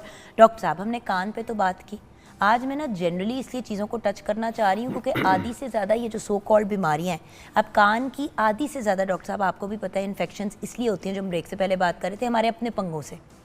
और स्पेशली सर्दियों में क्योंकि ज़रा स्किन ड्राई हुई भी होती है, इचिंग वगैरह हो रही होती है, तो जो अक्सर लोग जो हैं पेरेंट्स वगैरह कान में तेल डालना शुरू कर देते हैं। अब ड्राइनेस का इशू भी ENT ही रिजॉल्व करेगा। अगर कान में ये इश्यूज हो रहे हैं तो वही आपको गाइड करेंगे कि कौन से कतरे देने। अच्छा, बहुत से लोग स्टेरॉइड वाले कान के ड्रॉप्स बच्चों के कान में डालने शुरू कर देते हैं एवं कि इससे बच्चे को सुकून मिल जाता है। भाई डॉक्टर इतना पढ़ लिख के MBBS करके अपनी रेजिडेंसी पूरी करके स्टेज पे पहुंचते हैं, नीम हकीम हम ना बने तो बेहतर है। जी डॉक्टर साहब, नोज़, नाक जी, ये बड़ा प्रॉब्लमेटिक एरिया है। ये बंद भी हो जाती है, ये खुल भी जाती है, इससे पीछे की तरफ बहना भी शुरू हो जाता है। कभी कभी इसमें से ग्रीन चीज़ें निकलती हैं, तो कभी पीली चीज़ें निकलती हैं, तो कभी रेशा निकलता है। ये नाक क्यों इतनी प्रॉब्लम है? नाक इसलिए प्रॉब्लमेटिक है कि ये नाक हमारा गेटवे है for all the germs and allergens into the body. हम 24 घंटे सांस ले रहे हैं और हर वक्त नाक के ज़रिए ऑक्सीजन भी जा रही है और इन्वायरमेंट में मौजूद जितने जर्म्स हैं, जरासीम हैं, उनको भी अंदर लेके जा रही है और कोशिश कर रही है बेचारी को फ़िल्टर कर सके। सो जब नाक का प्रॉब्लम स्टार्ट होता है, मोस्टली हम यही देखते हैं कि जब भी ENT का कोई इशू होता है, the first thing which gets affected is primarily nose. So nose को उसकी प्राइमरी हाइजीन रखना, और अगर जब प्रॉब्लम स्टार्ट हो तो उसको उसी वक्त कंट्रोल करना बहुत ज़रूरी है। सो एक तो ये चीज़ ये, दूसरा ये कि अगेन जो आजकल मौसम चल रहा है, सर्दियों में नाक, जैसे आपने कान के हवाले से कहा कि खुश्की हो जाती है, ठीक उसी तरह सर्दियों में, स्पेशली खुश्क सर्दियों में, नाक अंदर से ड्राई हो जाती है। जब ड्राई हो जाती है तो नाक का सेल्फ क्लींजिंग मैकेनिज़्म काम नहीं कर पाता, वो वायरसेस को, बाकी जर्म्स को, डस्ट पार्टिकल्स को उसको फ़िल्टर नहीं कर पाता। तो वायरसेस वहाँ ठहर जाते हैं और वहाँ से ये कैस्केड स्टार्ट होता है इन्फेक्शंस का, और वो it can spread to then sinuses and throat and years.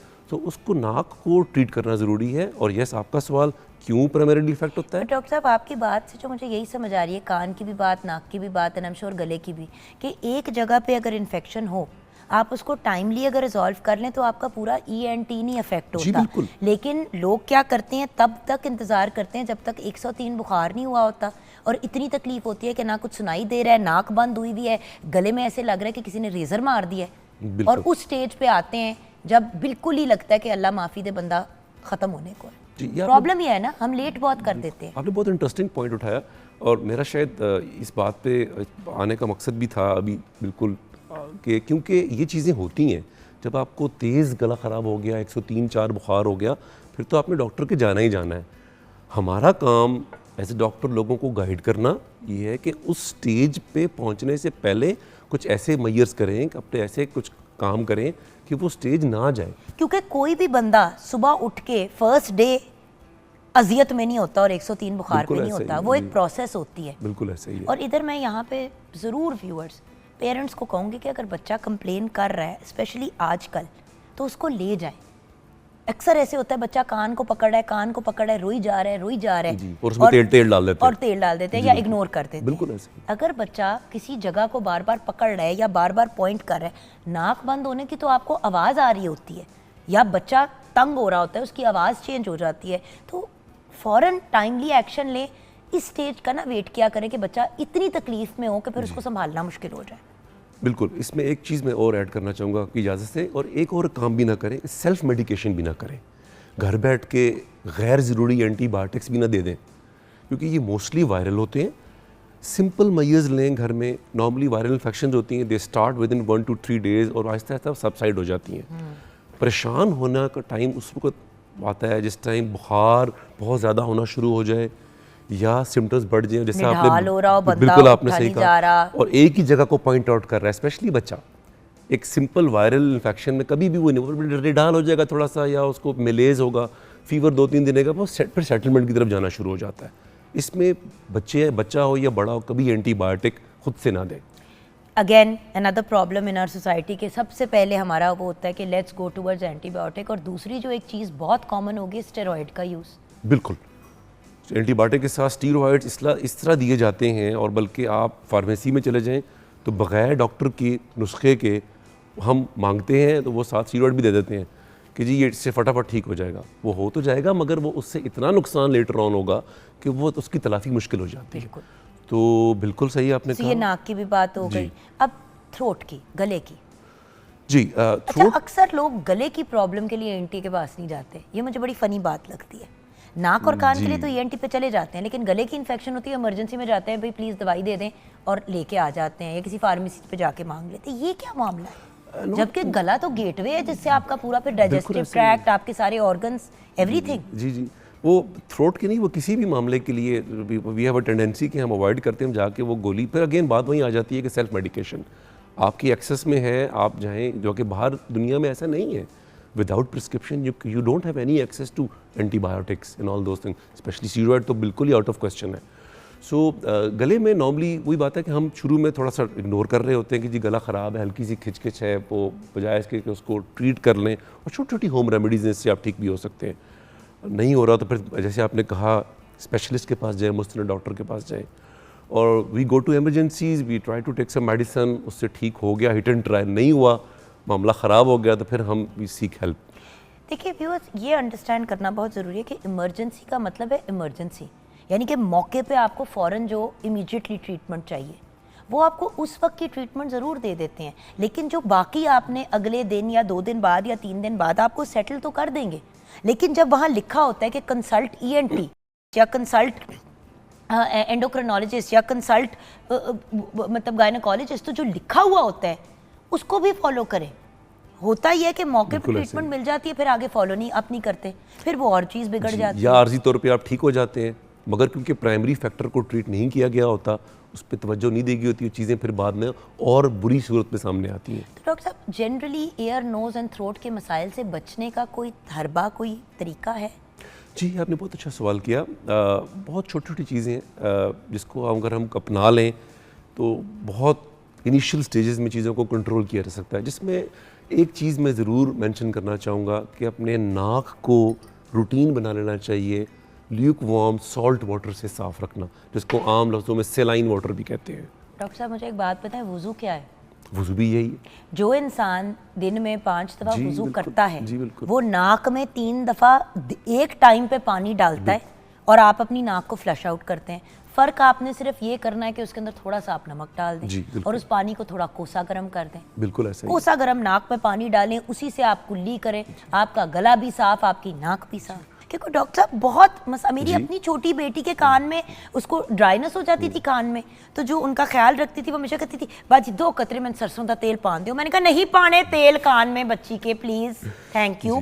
आपने नाफ में डालना है, वो तो मेडिकली प्रूवन है कि बेली बटन के अंदर वो आपकी जिस्म की ड्राइनेस को कम करता है। बिल्कुल। एक तो चीज़ ये कि अपनी हैबिट बना लें जस्ट वंस अ डे, और स्पेशली ये इन दिनों में विंटर सीजन में, जैसे हमने पिछली बातों में कहा कि ड्राई विंटर्स में नाक ड्राई हो जाती है, तो ये जो प्रॉब्लम स्टार्ट होने से पहले ही इसको प्रिवेंट करना है, तो दिन में एक दफ़ा बहुत आसान है, वॉशरूम में थोड़ा सा नमक रखें। हमारा स्लोगन है मॉर्निंग एट होम का, ये जी, ऑलवेज पिछले 16-18 साल से यही बात मैं कर रही हूँ इस प्रोग्राम पे कि भाई बीमारी से अपने आप को बचाएं। बिल्कुल। इलाज की हम जितनी मर्जी डॉक्टर साहब बात कर लें, इलाज तो बंदा आपके पास आएगा और तशखीस कराएगा तब भी होगा, लेकिन किस स्टेज पे डॉक्टर पे जाना है और प्रिवेंशन, मेरा फोकस यही है। बिल्कुल बिल्कुल ऐसा ही है। और एक तो ये काम करें, दूसरा अपनी पर्सनल हाइजीन का ख्याल रखें।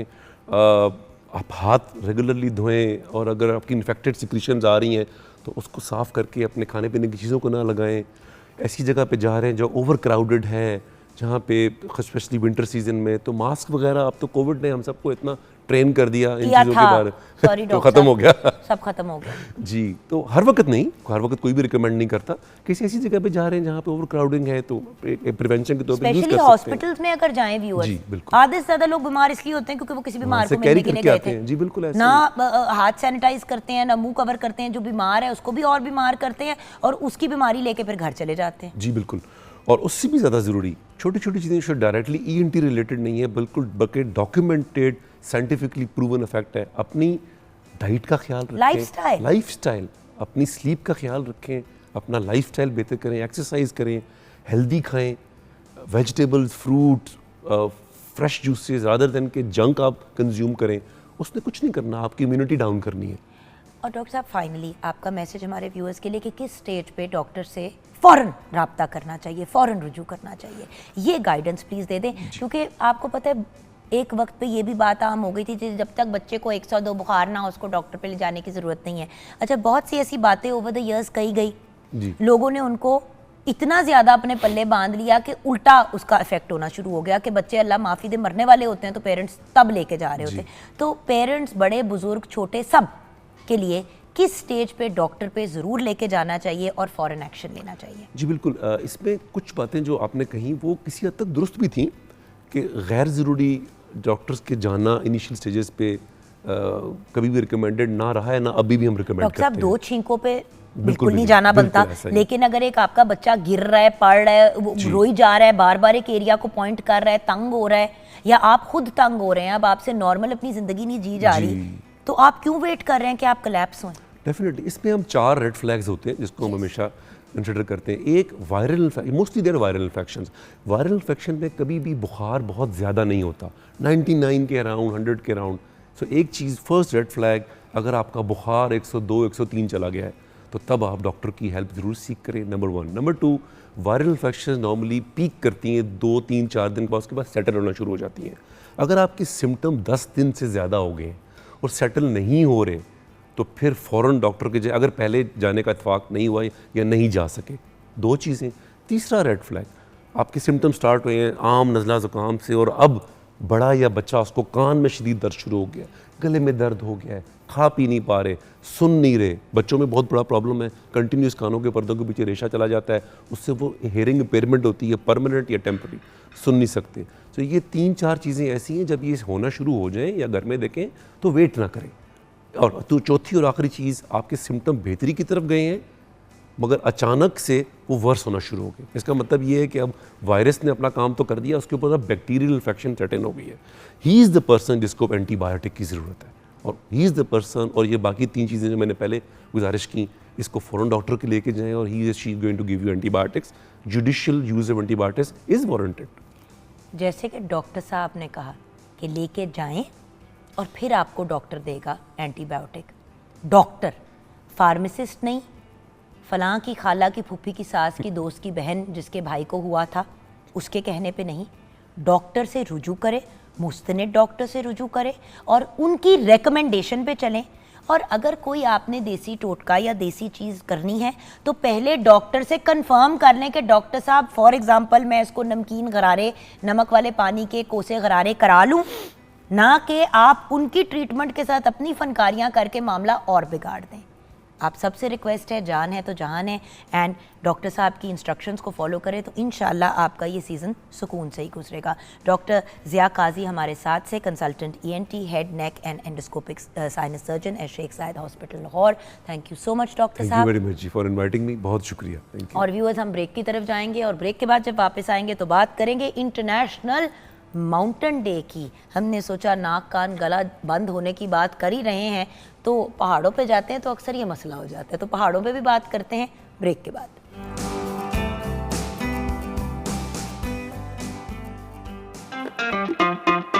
Welcome back viewers. आप ये हमारा जो वीडियोस का हमने एक कॉम्पिलेशन आपके साथ शेयर किया है इंटरनेशनल माउंटेन डे के पॉइंट ऑफ व्यू से, आप सोच रहे होंगे कि ये तो डेफिनेटली AI जनरेटेड या मतलब क्रिएट की हुई वीडियोस हैं। ये बिल्कुल भी क्रिएट की हुई फुटेज नहीं है व्यूअर्स, ये जेन्युइन फुटेज है और ये कहीं और की फुटेज नहीं, ये पाकिस्तान की ही फुटेज है। हमारा पाकिस्तान इतना खूबसूरत है, इतना खूबसूरत है कि कोई हद नहीं। जब आप बात करते हैं माउंटेन्स की, प्लेटोज़ की, डेजर्ट्स की, सी साइड की, हमारे पाकिस्तान में कौन सी चीज़ है जो लैकिंग है? लेकिन अफसोस हम लोग 2-3 किस्म की टूरिज़म की चीज़ों से बाहर नहीं निकलते। हमारे माइंड में अगर माउंटेन्स आते हैं तो नथिया गली, बूरबन और मरी का हम सोचते हैं और दैट्स इट। बहुत एक्साइटिंग हो गए तो स्कर्दू और हुंजा साइड पे निकल गए। लेकिन व्यूअर्स, अंडरस्टैंड करना कि हमारे मुल्क में कितने कितने ब्यूटीफुल नेचुरल रिसोर्सेज हैं, ये एक बड़ी इंपॉर्टेंट बात है। आज इंटरनेशनल माउंटेन डे है, हर साल 11 दिसंबर को व्यूअर्स मनाया जाता है।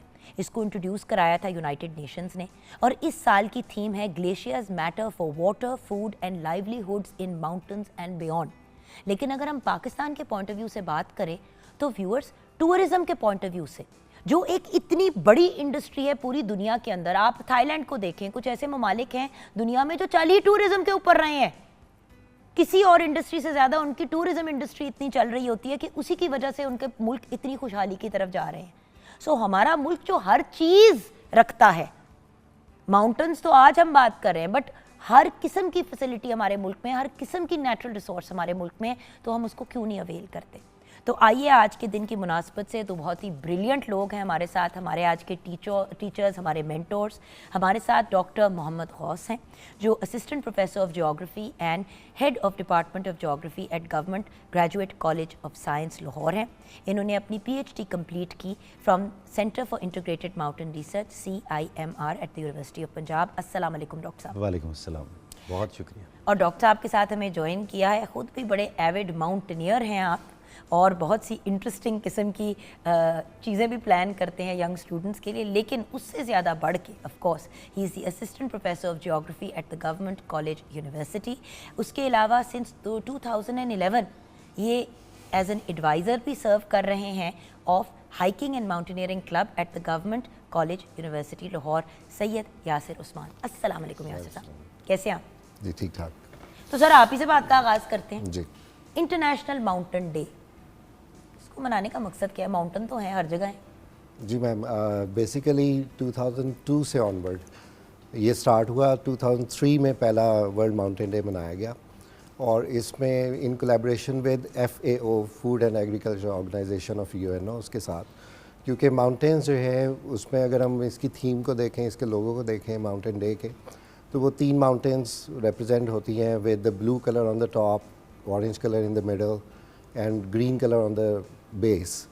That shows the ecosystems in green, minerals and the glaciers जो ब्लू कलर से रिप्रेजेंट होते हैं.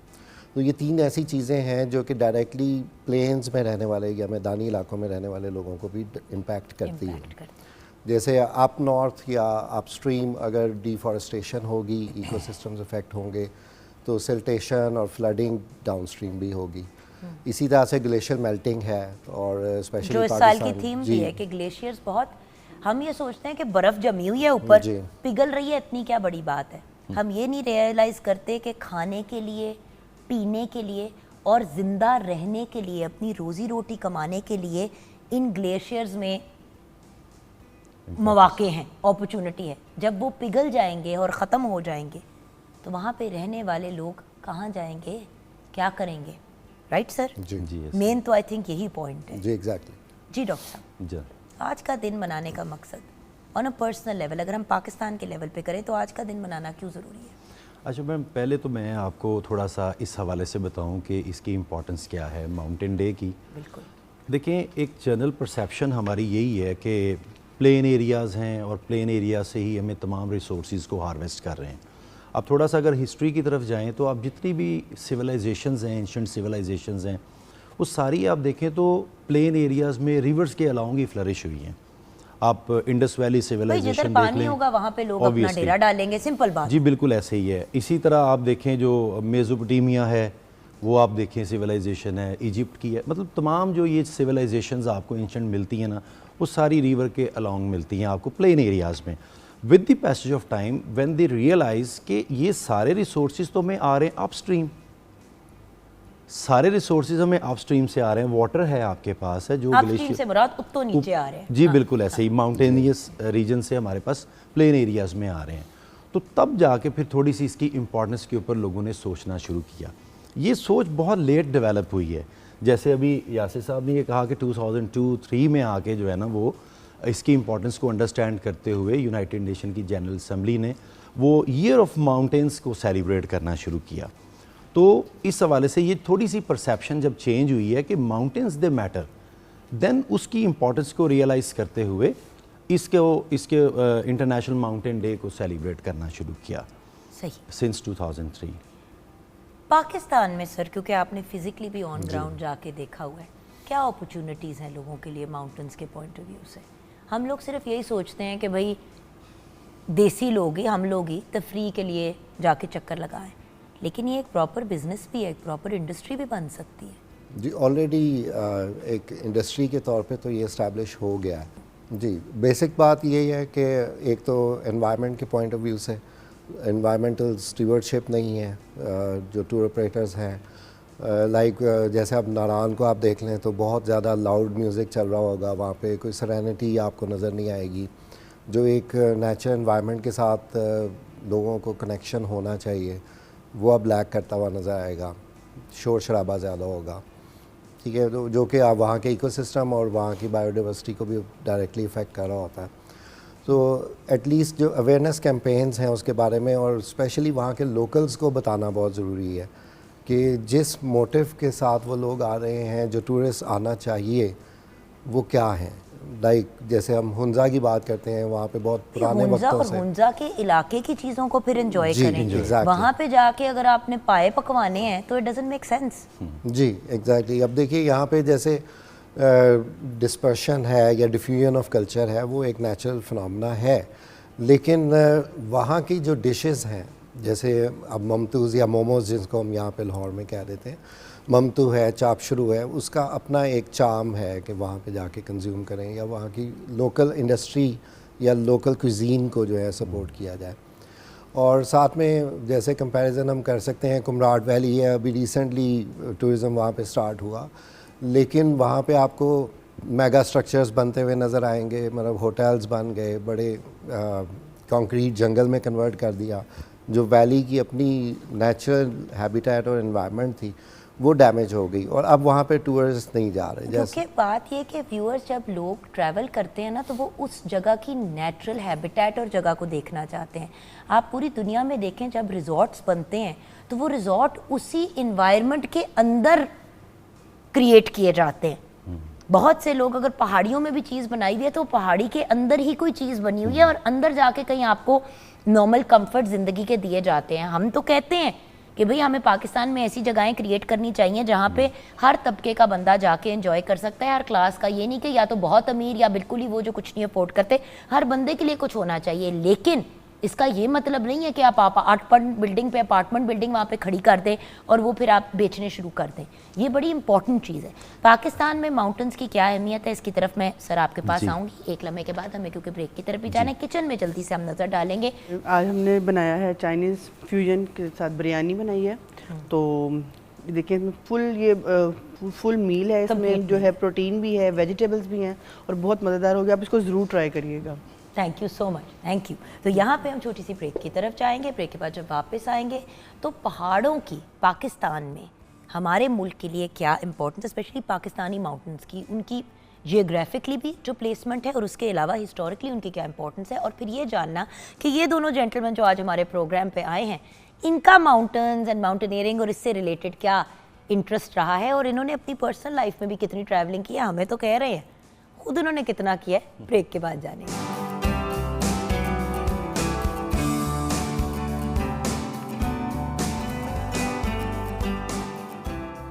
Welcome back from the break viewers. Doctor Mohammad Ghaus हमारे साथ हैं, सैयद यासिर उस्मान हमारे साथ हैं।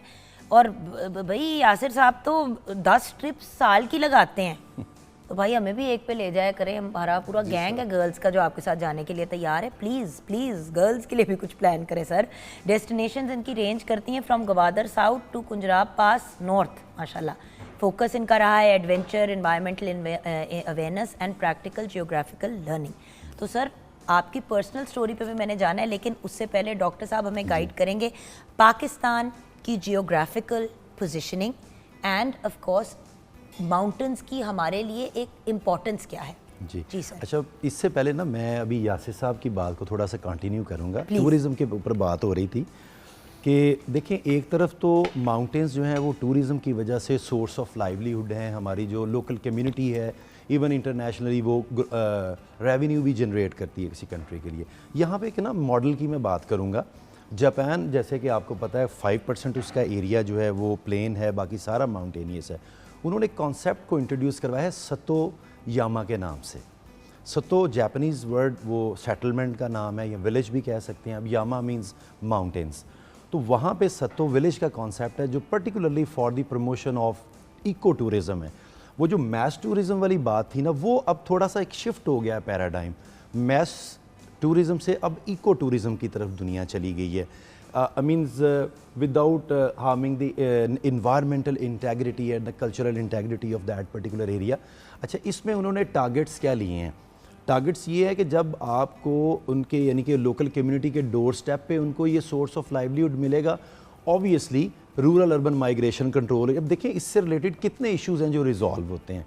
तो इस तरह का जो पर्टिकुलर विलेज है जिसमें इकोलॉजीज वगैरह, जिस तरह आपने बताया कि एनवायरनमेंट से को एग्जिस्टेंस उसकी सर हो। जैसे ग्लैम्पिंग ये एक बड़ा कॉन्सेप्ट है और सर आप तो मुझसे बेहतर इसके बारे में जानते हैं कि लोग कैंपिंग जाते थे पहले वक्तों में पूरी दुनिया में, और कैंपिंग ही जाते थे और मतलब वॉशरूम ये वो चीज़ें इतनी वो नहीं होती थी। ग्लैम्पिंग अगेन इन्वायरमेंट का ही हिस्सा रहते हुए, कोई नुकसान पहुंचाए बगैर आप वहां पे जाएं, आप कैंपिंग करके आएं, साफ सुथरा बाथरूम भी मिलेगा और फिर उन चीज़ों का डिस्पोजल भी जो भी वेस्ट वगैरह है इको फ्रेंडली अंदाज में होता है, यानी कि उस जगह की लोकल एनवायरनमेंट नहीं खराब होती। Right sir? ये बेसिकली को existence of humans and nature है बेसिकली। तो एनीवेज ये तो एक पहली बात, इनकी बात को मैंने थोड़ा सा आगे बढ़ाया है। अब आप बात कर रही थी इम्पोर्टेंस के हवाले से। अच्छा, ये मैं आपको बता दूं कि पाकिस्तान के अगर नॉर्दर्न माउंटेन्स ना होते तो आज हम एक डेजर्ट में बैठे होते। बिल्कुल। इतनी इंपॉर्टेंस है उसकी। अब देखिए समर में भी और विंटर में भी वो कैसे है। देखिए जून के महीने में जब बे ऑफ बंगाल से मॉइस्ट विंड्स आती हैं टुवर्ड्स सब कॉन्टिनेंट, तो वो अलोंग दी हिमालयस जो है ना वो टर्न लेती हुई बांग्लादेश में, इंडिया में और पाकिस्तान में रेनफॉल लेके आती हैं। सही। अगर ये माउंटेन्स ना होते तो ये मॉइस्ट विंड जो है वो डायरेक्ट चाइना की तरफ चली जाती, पाकिस्तान को जो है ना वो एक डेजर्ट बना देती हैं। जिस तरह हमारे मिडिल ईस्ट के आप देखें एक ही लैटीट्यूड है। सर आप मेरे ज्योग्राफी के टीचर होते ना, मैं कभी पाक स्टडीज में फेल ना होती। नहीं, बात पता है क्या है, जी। पढ़ाने का एक अंदाज भी होता है, और पढ़ाने का अंदाज पढ़ाना नहीं होता, सिखाना होता है। अच्छा, इसी तरह जब आप देखें ना, ये तो समर का सीन हो गया। अगर ये माउंटेन्स ना होते तो ना तो रेनफॉल होती।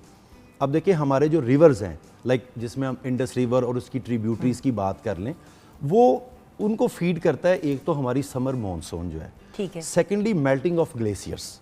दोनों चीज़ें इंपॉर्टेंट है इस हवाले से।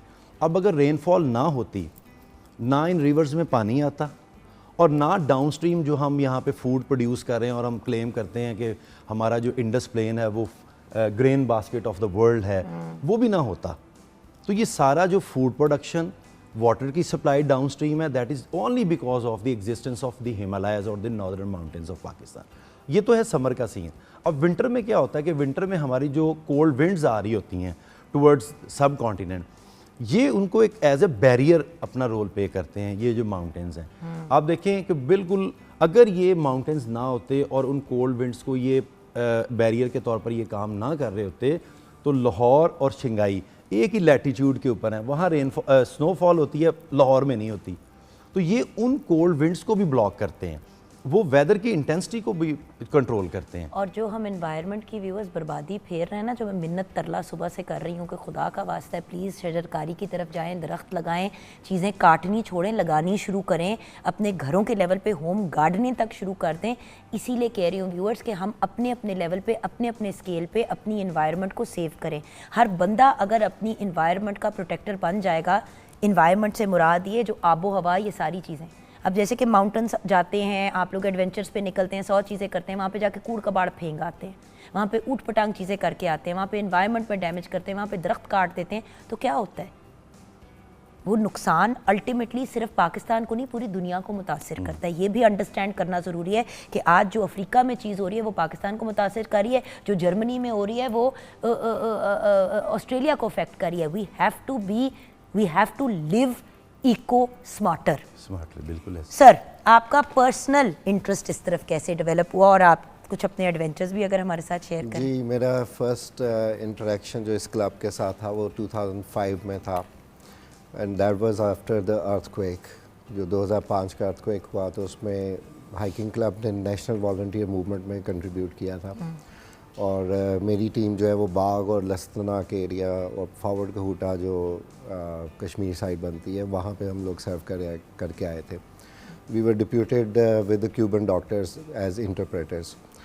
सो that was my first interaction with the club. और उसके बाद 2006 से मैं को एडवाइज़रशिप पे आया, और 2011 में मुझे एडवाइज़रशिप ऑफ़र की गई। माशाल्लाह। क्लब की अपनी जो हिस्ट्री है वो 1901 से चलती है, और ये 1901 जी, इतनी माशाल्लाह। लेकिन ये एक कंबाइंड क्लब के तौर पे था, like sports club and rovering and hiking. और 1955 में मुस्तनसर सैन तारड़ साहब ने जो रत्ती गली का ट्रैक किया, और वो उनकी किताब भी है। So that was part of it with this club. 1998 में ये सेपरेट हुआ, means from rovering and you may say the sports club. ठीक है। और 2011 के बाद से 2011 में मेरा पहला जो टूर था वो साउथ की तरफ था, टूर्स बहावलपुर एंड सराउंडिंग्स, और उसके बाद हम लोगों ने नीलम वैली का ट्रिप जो है वो किया। और मैंने कोशिश की कि तकरीबन हर माह एक ट्रिप जो है वो किसी ना किसी डेस्टिनेशन की तरफ जो वहाँ के अप्रोप्रिएट टाइम्स के मुताबिक है, या सूटेबिलिटी उसकी देखनी पड़ती है हमें कि कैसे टेम्परेचर्स हैं और क्या सिचुएशन है। क्योंकि सर ज़माना बदल गया है, और वो वक्त नहीं रहा व्यूअर्स जहाँ पे आप लोग सिर्फ बोल के सिखा सकते हैं। आईबी सिस्टम क्या है, आईबी सिस्टम की तरफ लोग क्यों इतना आ रहे हैं? क्योंकि आप ऑन ग्राउंड प्रैक्टिकली एक्सपीरियंस करके सीखते हैं, और एक्सपीरियंशियल लर्निंग जो है सर आप भी जानते हैं और मैं भी जानती हूँ, उसका नेमुल बदल कोई नहीं है। क्योंकि जो आप फिज़िकली ऑन ग्राउंड जाके सीखते हैं और चीज़ें जिनकी आप लोग बात करते हैं अपने as teachers and as professors, वो जब आप इनको फिज़िकली दिखाते हैं तो वो दिमाग में सारी ज़िंदगी के लिए इम्प्रिंट हो जाती है, फिर वो रट्टा नहीं रहता। Right sir? जी बिल्कुल। एंड आई थिंक ऑब्जेक्टिव भी यही होता है। जी एग्जैक्टली। जी सर, आपका कोई इंटरेस्ट ट्रैवलिंग में और ये सब बातें आप हमें कह तो रहे हैं, खुद जाते हैं कि नहीं आप? नहीं बिल्कुल, मैं भी अपने रिसोर्सेज में रहते हुए जितना ट्रैवल कर सकता हूँ, मैं हमेशा से मेरी कोशिश ये होती है कि जैसे ही मेरे रिसोर्सेज मुझे अलाउ करें मैं तो निकल जाता हूँ। इवन फर्स्ट ईयर से मैंने ये टूरिज़्म स्टार्ट की। बहुत दूर की डेस्टिनेशंस तो नहीं होती थी, लेकिन जिस तरह आपने बात की कि हमारी दौड़ जो है ना वो नथिया गली और अयूबिया और यहाँ तक होती थी। अयूबिया से आगे जो है ना वो खानसपुर का इलाका है। हाँ। इतना खूबसूरत, इतनी साइलेंस और नेचर इतनी ज़बरदस्त वहाँ पे है कि आप बिल्कुल एक ना जैसे मतलब आप बिल्कुल फ्रेश हो जाते हैं एक दफ़ा वहाँ जाके। और मैंने तो हमेशा जब भी कभी गया हूँ ना, मरी की बजाय मैंने प्रेफर किया मैं खानसपुर में रहूँ। वही वाली बात है ना व्यूअर्स, हमारी मिट्टी इतनी ज़रखेज़, इतनी हमारे यहाँ इतना कुछ है। लोग स्विट्ज़रलैंड भाग रहे हैं, दुबई जा रहे हैं। मतलब दुबई तो एक आर्टिफिशियली बिल्ट जगह है, बिल्कुल ऐसे। वो तो एक्चुअली ऑथेंटिकली ऐसी है ही नहीं। असल में आप डेजर्ट में जाएं तो अगर डेजर्ट में जाना ही तो चोलिस्तान जाएं। पाकिस्तान में कौन सी चीज़ है जो लैकिंग है? मैं बार बार यही कहती हूँ कि पहले अपने मुल्क को तो देख लो, फिर पूरी दुनिया जाना।